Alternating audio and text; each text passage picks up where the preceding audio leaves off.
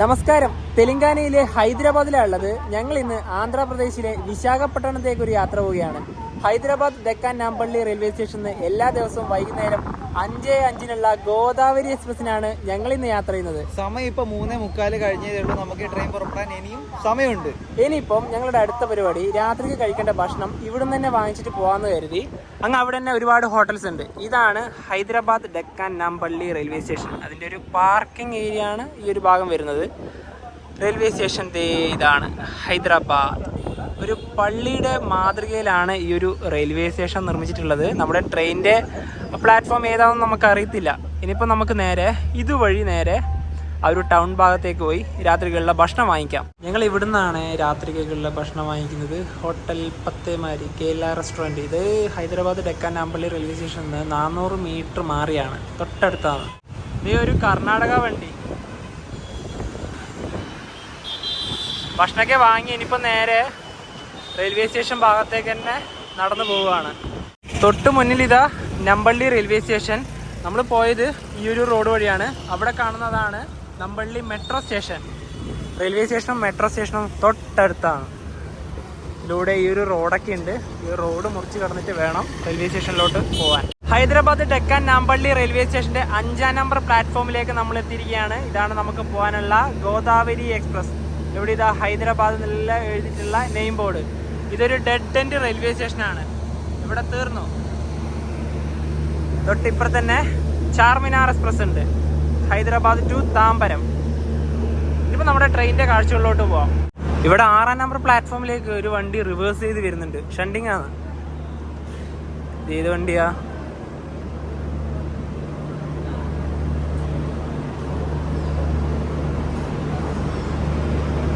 ഹൈദരാബാദ് ജയ്പൂർ കട്ടക്ക്. ഇത് റേക്ക് ഷെയറിങ്ങിലെ വണ്ടിയാണ്. അതുകൊണ്ട് ഇതിപ്പോൾ എടുത്തേക്കാന്ന് പോകേണ്ടത് നോക്കേണ്ടി വരും. ഇപ്പോൾ പോകുന്ന വണ്ടി തന്നെയാണ് എന്തായാലും.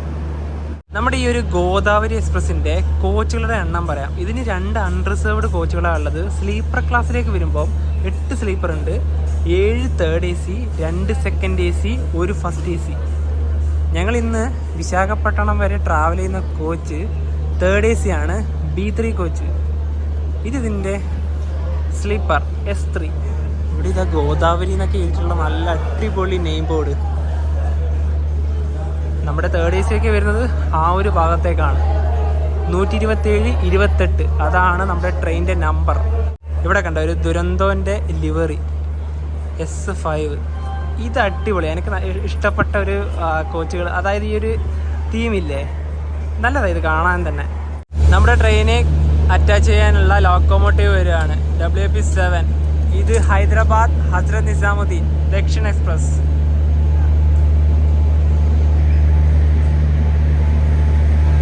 ഇതുണ്ടല്ലോ, ഈ ഒരു ലോക്കോമോട്ടീവിന് ഒരു പ്രത്യേകതയുണ്ട്. നമ്മുടെ ട്രെയിൻ എന്താ അറിയോ, വിജയവാഡയിൽ നിന്ന് ലോക്കോ റിവേഴ്സ് ഉണ്ട്. അപ്പോൾ ഈ ലോക്കോമോട്ടീവ് ആവാൻ ചാൻസ് ഇല്ല. വിജയവാഡ വരെ ഇതന്നെ ആയിരിക്കും.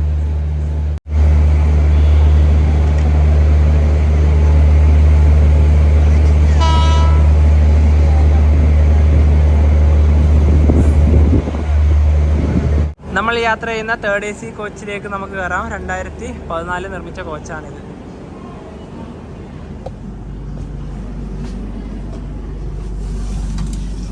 ആരുമില്ല, നമ്മൾ മാത്രമേ ഉള്ളൂ. നമ്മുടെ ബെർത്ത് വരുന്നത് തന്നെ 30ഉം 27ഉം. ഈ 2 അപ്പർ ബെർത്ത്. ഈ ഒരു കോച്ചിലിപ്പം ഞങ്ങൾ 2 പേരും കൂടാതെ വേറൊരാളും കൂടെ ഉള്ളൂ കേട്ടോ. ആരും തന്നെ ഇല്ല. പിന്നെ ഈ ഒരു കോച്ചിൻ്റെ അകത്തെ കാര്യം പറയുമ്പോൾ നല്ല വൃത്തിയാണ്.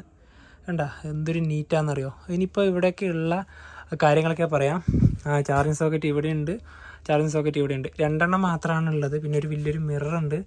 സൈഡ് അപ്പറിൻ്റെ ഭാഗത്തേക്ക് വന്നിട്ടുണ്ടെങ്കിൽ അവിടെ നിന്നും ചാർജിങ് സോക്കറ്റ് ഇല്ല. സൈഡ് ലോവറിൻ്റെയും സൈഡ് അപ്പറിൻ്റെ ഭാഗത്തേക്ക് വന്നാലും അവിടെ 2 സ്ഥലത്തും ചാർജിങ് സോക്കറ്റ് ഇല്ല. കാരണം ഇത് കുറച്ച് പഴയ കോച്ചാണ്.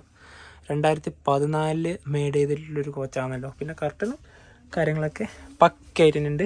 ടേബിളും ഉണ്ട്. ഇനി ഈ ഒരു ട്രെയിനിൽ ടിക്കറ്റ് ബുക്ക് ചെയ്തതിനെ പറ്റിയിട്ടൊക്കെ പറയാം. ഞങ്ങൾ 2 ആഴ്ച മുന്നേ ആയിരുന്നു ടിക്കറ്റ് ബുക്ക് ചെയ്തത്. പൊതുവെ സ്ലീപ്പറായിരുന്നു നമ്മൾ ആദ്യം നോക്കിയത്. സ്ലീപ്പർ കിട്ടിയിട്ടുണ്ടായിരുന്നില്ല, വെയിറ്റ് ലിസ്റ്റ് കാരണം. പിന്നെ 3rd AC മാറി.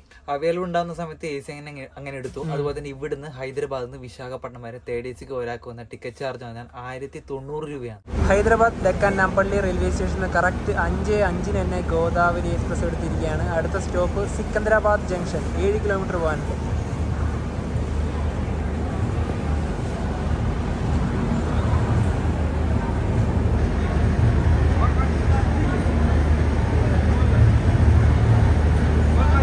നല്ല റിവേഴ്സസ് തന്നെയാണ് ഈ ഒരു ഹൈദരാബാദ്.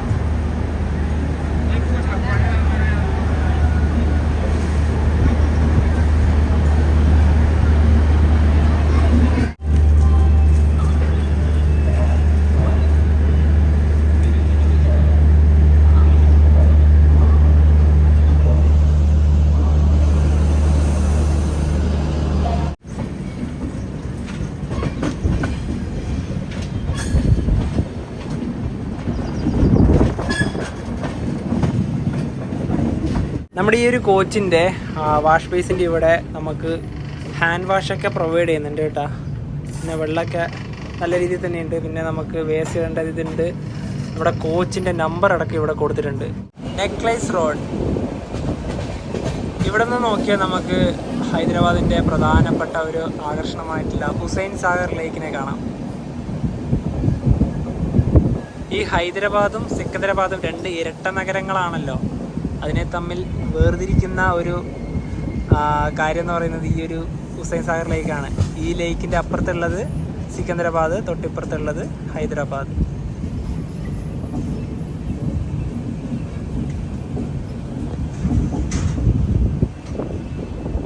ട്രെയിൻ സ്പോട്ട് ചെയ്യാനൊക്കെ പറ്റിയ അടിപൊളി സ്റ്റേഷനാണ്.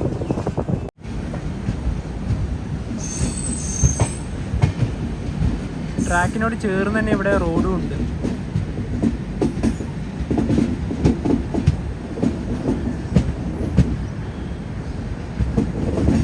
ഹുസൈൻ സാഗർ ലേക്കാണ് ഈ കാണുന്നത്. നമ്മുടെ ഫ്ലാഗും ഇവിടെ തന്നെ ഉണ്ട്. നല്ല മഴ പിടിക്കുന്നുണ്ട്.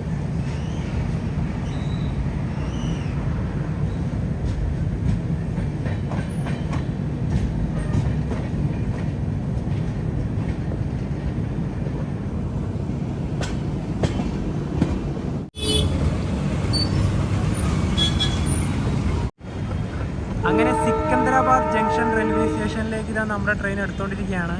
ഈ ട്രെയിനിൽ കൂടുതൽ ആൾക്കാരും കയറുന്നത് ഇവിടെ നിന്നാണ്. ഇവിടെ നിന്നാണ് വണ്ടി ഫുള്ളാവുക. ഹൈദരാബാദ് നഗരത്തിലെ പ്രധാനപ്പെട്ട റെയിൽവേ സ്റ്റേഷൻ.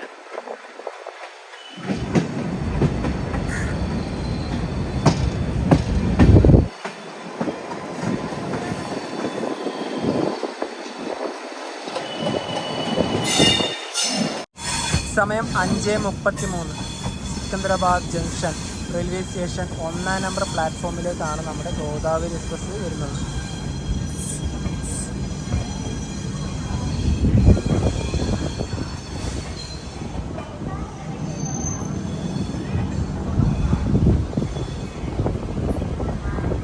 ഇവിടെ നിന്ന് എനിക്ക് കയറുന്നവരുടെ എണ്ണം നോക്കിക്കോ. ഇത് അൺറിസർവ്ഡ്, ജനറൽ,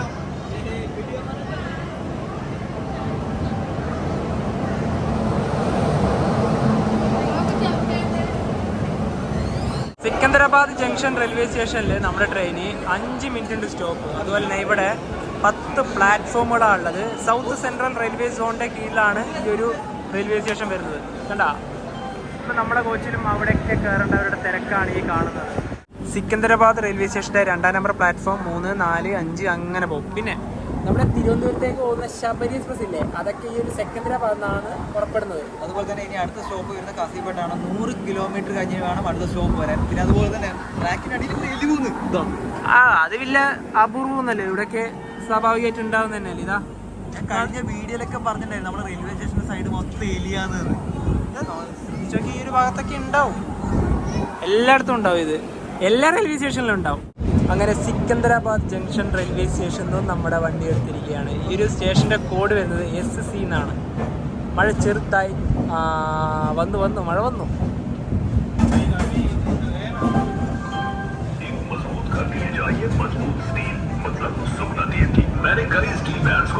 പിന്നെ ഒരു നോൺ സ്റ്റോപ്പറാണ്. ഇവിടെ റെയിൽവേ സ്റ്റേഷനിൽ വർക്കൊക്കെ നടക്കുന്നുണ്ട്. അതാ ഹൈദരാബാദ് മെട്രോ കറക്റ്റ് ടൈമിൽ തന്നെ കിട്ടി.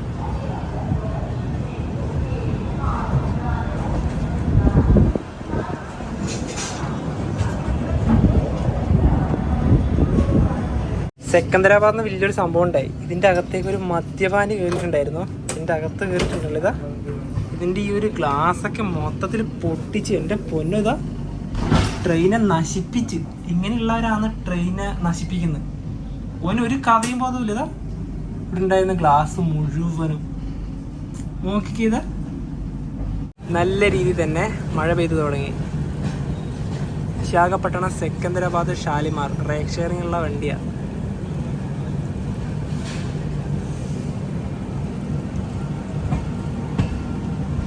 പക്ഷെ ഇങ്ങോട്ടൊന്നും വലിയ മഴക്കാറൊന്നുമില്ല.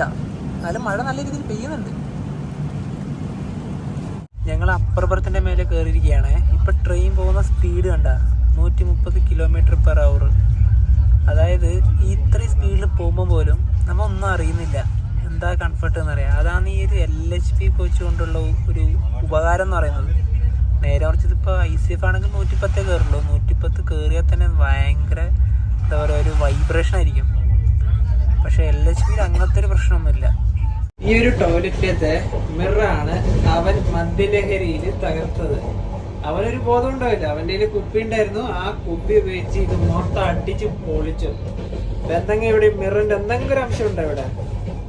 ആ ഇവിടെ വന്നിട്ട് ഇതിൻ്റെ അറ്റൻഡേഴ്സ് ഒക്കെ ഇത് വൃത്തിയാക്കി. അവരുടെ കഷ്ടകാലം എന്നല്ലാതെ എന്ത് പറയാം. ഇതുപോലുള്ള ഒരുപാട് കുറേ ജന്മങ്ങളുണ്ട് ശരിക്കും പറഞ്ഞാല് പൊതുമുതലിനെ നശിപ്പിക്കാൻ.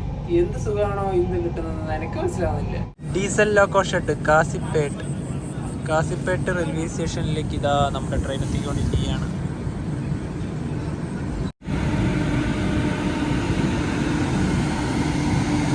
ഇതിൽ ഇലക്ട്രിക് ലോക്കോ ഷെഡ്, ഡീസലും ഉണ്ട് ഇലക്ട്രിക്കും ഉണ്ട്.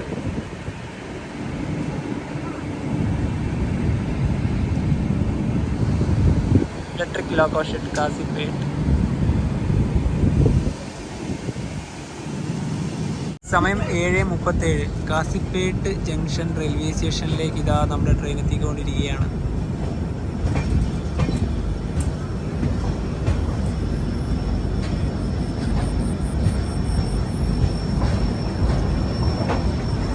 ഈ ഭാഗത്ത് വലിയ വെളിച്ചമൊന്നുമില്ല.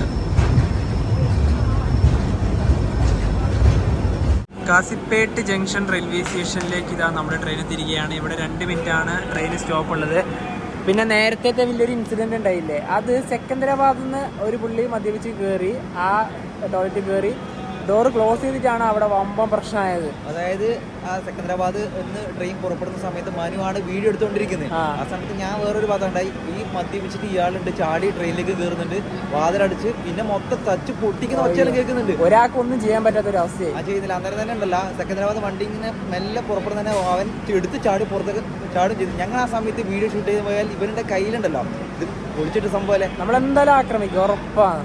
വെള്ളം അടിച്ച് എന്തെന്ന് ചെയ്യണ്ടല്ലേ. അത് പൊളിച്ചത് കൊണ്ട് നമുക്കും ഒരു വിഷമമാണ്. കാരണം പൊതുമുതലെല്ലാം നശിപ്പിക്കുന്നു. പറഞ്ഞിട്ട് കാര്യമില്ല, ഇങ്ങനത്തെ കുറെ ആൾക്കാരുണ്ടാവും. അതാ ഇതുകൊണ്ട് തന്നെയാണ് ഈ പറഞ്ഞത് നമ്മൾ സ്ത്രീകൾക്ക് നേരെയുള്ള ആക്രമണങ്ങളെല്ലാം ഉണ്ടാക്കുന്നത് ഇതുപോലുള്ള ആളുകളാണ്. തീർച്ചയായും.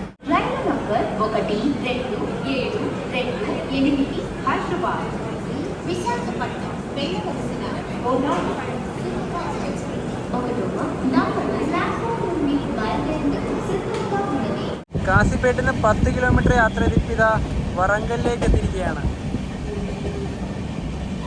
ഇവിടെ തന്നെ റോഡുണ്ട്.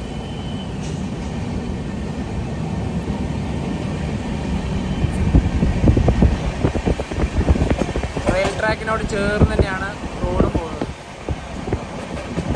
റെയിൽവേ സ്റ്റേഷൻ എത്തി.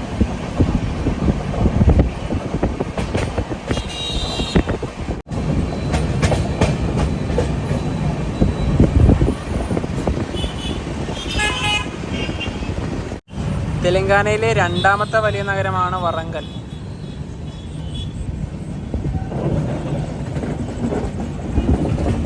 സ്റ്റേഷൻ എത്തി. സമയം ഇപ്പോൾ കറക്റ്റ് 8:05. വറങ്കൽ റെയിൽവേ സ്റ്റേഷൻ 1-ാം നമ്പർ പ്ലാറ്റ്ഫോമിലേക്കാണ് നമ്മുടെ വണ്ടി വരുന്നത്.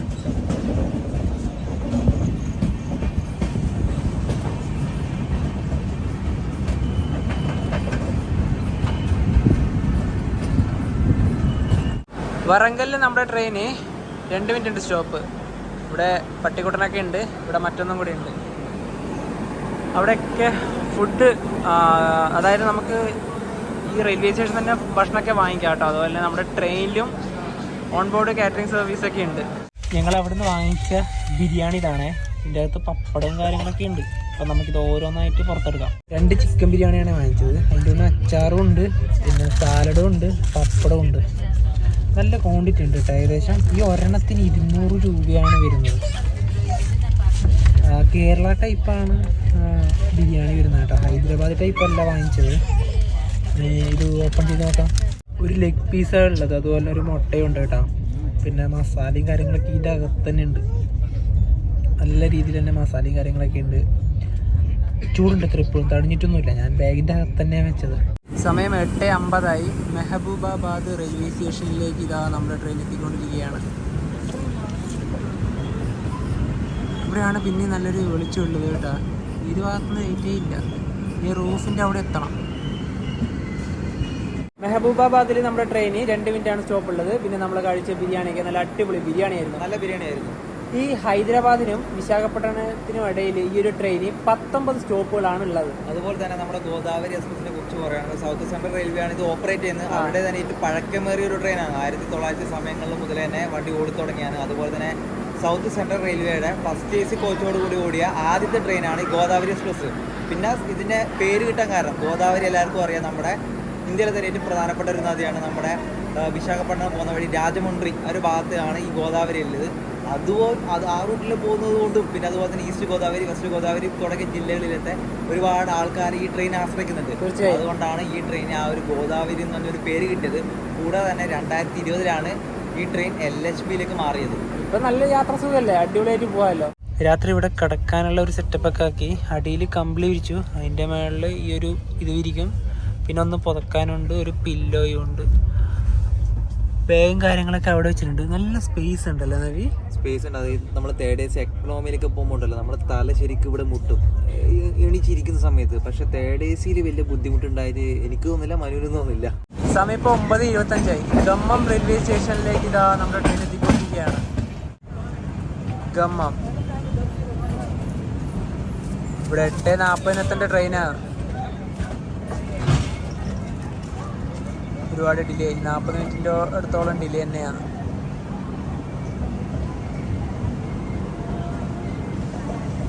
ഗമ്മം റെയിൽവേ സ്റ്റേഷനിൽ ഇതാ നമ്മുടെ വണ്ടി എത്തിയിരിക്കുകയാണ്. നല്ല മഴയുണ്ട്, അതുകൊണ്ട് തന്നെ നമുക്ക് അങ്ങോട്ട് അധികം പോകാൻ പറ്റില്ല. പിന്നെ അടുത്ത സ്റ്റോപ്പുള്ളത് ആന്ധ്രാപ്രദേശിലാണ്. 100 കിലോമീറ്റർ കഴിഞ്ഞാൽ വിജയവാഡ റെയിൽവേ സ്റ്റേഷൻ എത്തും. വണ്ടി എത്തുമ്പോൾ വിജയവാഡ എത്തുമ്പോൾ നല്ല ഡിലേ ആവും. ഇവിടുന്ന് ലേറ്റേ ഇല്ല ഈ ഒരു ഭാഗത്തേക്ക് തന്നെ. Train announcement.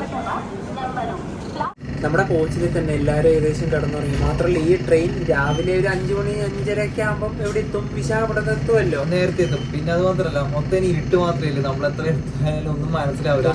അത് മാത്രമല്ല, വണ്ടി കുറച്ച് 40 മിനിറ്റ് ഡിലേ ആയതുകൊണ്ട് വിജയവാഡ എത്തേണ്ട സമയത്തിനെക്കാട്ടും, അതായത് 11 മണി കഴിയും അവിടെ എത്തിയതിനു ശേഷം. എന്താ പറയുക, ലോക്കൽ റൂൾസ് ഒക്കെ ഉണ്ടല്ലേ, അത് അവിടെ എന്തായാലും 20 മിനിറ്റ് കിടക്കും എന്തായാലും വണ്ടി. അതെ. അപ്പൊ നാളെ രാവിലെ കാണാം കേട്ടോ. Good night, good morning. സമയം രാവിലെ 5:05. ദുവാഡ റെയിൽവേ സ്റ്റേഷനിലേക്ക് നമ്മുടെ ട്രെയിൻ എത്തിയിരിക്കുകയാണ്.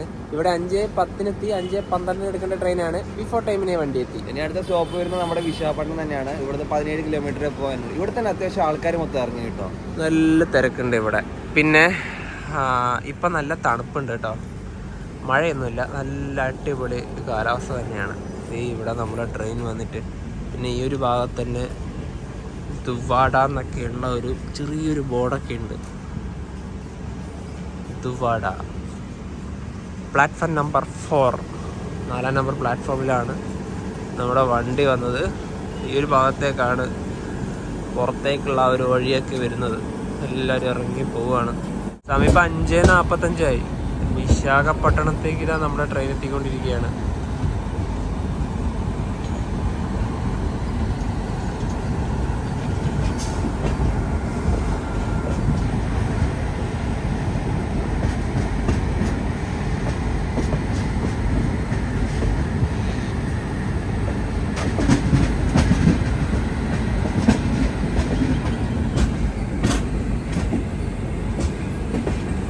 ഹൈദരാബാദിൽ നിന്നും 706 കിലോമീറ്റർ യാത്ര ചെയ്ത് ട്രെയിൻ ഇതാ വിശാഖപട്ടണം ജംഗ്ഷൻ റെയിൽവേ സ്റ്റേഷനിലേക്ക് എത്തിക്കൊണ്ടിരിക്കുകയാണ്.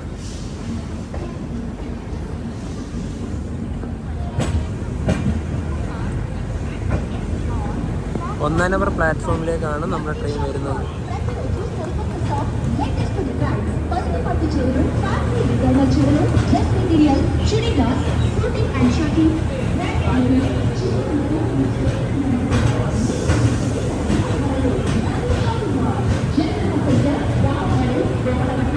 എല്ലാവരും പ്ലാറ്റ്ഫോം തന്നെയാണ് കിടന്നുറങ്ങുന്നത്.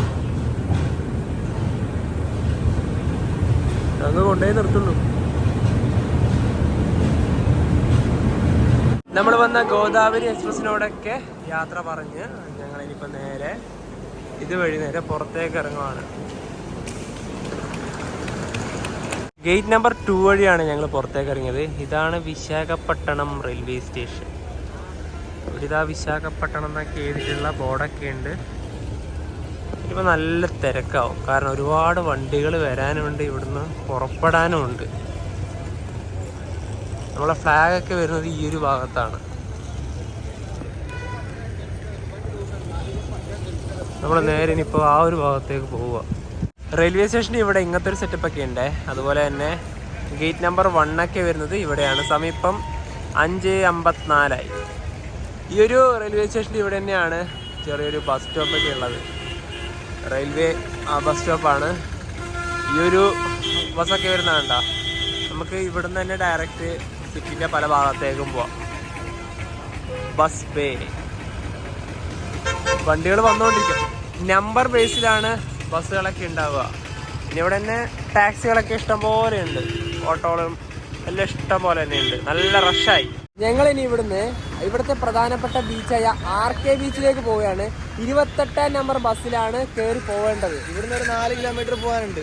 ഓട്ടോക്കൊക്കെ നല്ല പൈസ, ബസ്സിലുള്ളതുകൊണ്ട് ഒരു 20 രൂപ കൊടുത്താൽ പെട്ടെന്ന് തന്നെ നമുക്ക് എത്താമല്ലോ. തീർച്ചയായും ഇവിടെ ഇപ്പോൾ ബസ് വരും ആ ഒരു ഭാഗത്ത്. 28 നമ്പർ ബസ്സിന് ഞങ്ങളിത് അവിടെ വെയിറ്റ് ചെയ്തുകൊണ്ടിരിക്കുകയാണ്. അവിടെ ഒരു വണ്ടിയും കൂടെ വന്നിട്ടുണ്ട്. അത് 28 അല്ല, അത് 251. 28 ഇതാണ് നമുക്ക് പോകാനുള്ള ബസ്. 28 ഇവിടെ ഇരിക്കാം. റെയിൽവേ ഇവിടുന്ന് ഇതാ നമ്മൾ പോവുകയാണ്.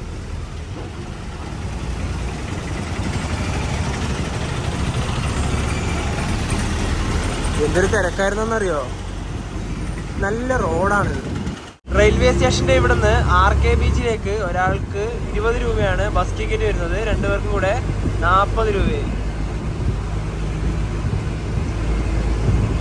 ബസ്സിൽ വലിയ തിരക്കൊന്നുമില്ല.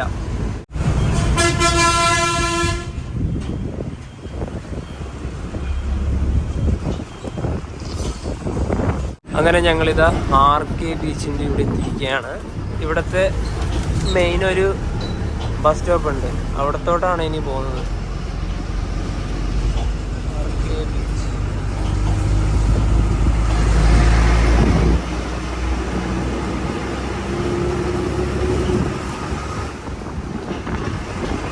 RK ബീച്ചിൻ്റെ ബസ് സ്റ്റോപ്പ് വരുന്നത് അങ്ങ് അവിടെയാണ്. ഞങ്ങൾ അവിടെ ബസ് ഇറങ്ങി ഇപ്പോൾ നൊവോട്ടലിൻ്റെ ഇവിടെ എത്തിയിരിക്കുകയാണ്.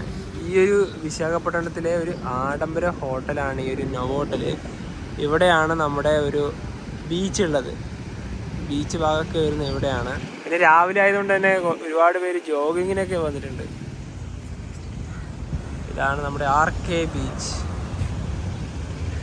സൂര്യോദയമൊക്കെ കഴിഞ്ഞ് സൂര്യനിപ്പോൾ ഇവിടെ എത്തി. നല്ല അടിപൊളി കാമായിട്ടുള്ളൊരു ബീച്ച് തന്നെയാണ് ഈ ഒരു RK ബീച്ച്. പിന്നെ ഇവിടുത്തെ റോഡുകളുടെ കാര്യം പറയുമ്പോൾ എടുത്തു പറയണം, നല്ല കിടിലൻ റോഡുകളാണ്. ഏതൊരു ഭാഗത്തേക്ക് നോക്കിയാലും അടിപൊളി റോഡുകൾ മാത്രം. നമ്മൾ ഈ ഒരു വഴിയാണ് വന്നത്.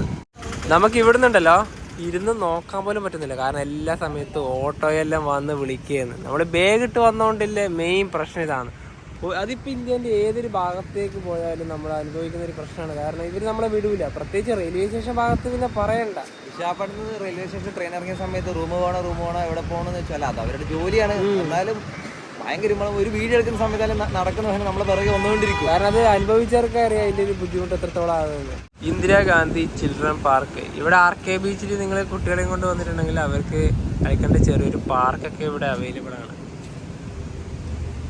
നല്ല രസമല്ലേ ഇതിലൂടെ ഈ ഒരു സമയത്ത് നടന്നു പോവാൻ. നല്ല ചെറിയ രീതിയിലുള്ള ഒരു തണുപ്പും കൂടി ഉണ്ട്.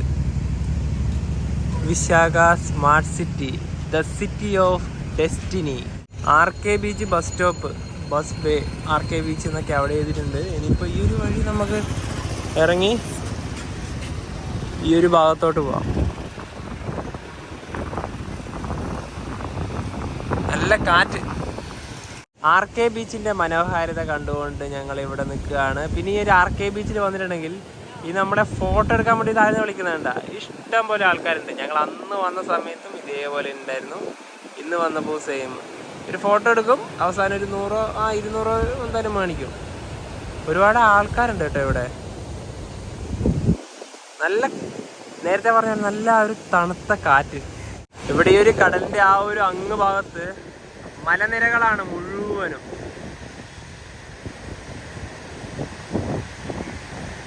RK ബീച്ചിനോടൊക്കെ വിട പറഞ്ഞ് ഞങ്ങൾ ഇവിടുന്ന് തിരിച്ചു പോവുകയാണ്. ഞങ്ങളെ പുറകിൽ തന്നെ ഒരു ഓട്ടോച്ചേട്ടൻ വന്ന് നിർത്തിയിട്ടുണ്ട്. റൂം വേണമെന്ന് അന്വേഷിച്ചിട്ടാണ് വിളിക്കുന്നത്. ഞങ്ങൾ അങ്ങോട്ട് മൈൻഡ് ചെയ്യുന്നില്ല.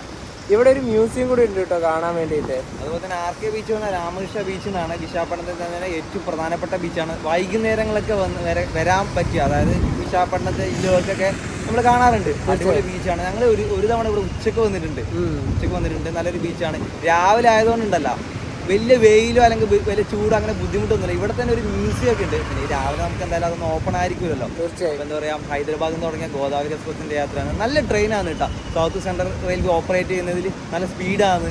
നല്ല രീതിയിൽ തന്നെ കടന്നുറങ്ങി, ഒരു ബുദ്ധിമുട്ടും ഉണ്ടായില്ല. അപ്പം എന്താ പറയുക, ഈ ഒരു വീഡിയോ എല്ലാവർക്കും ഇഷ്ടപ്പെടുന്നതായിരിക്കും. അപ്പം നമുക്ക് മറ്റൊരു മാറ്റം ബൈ.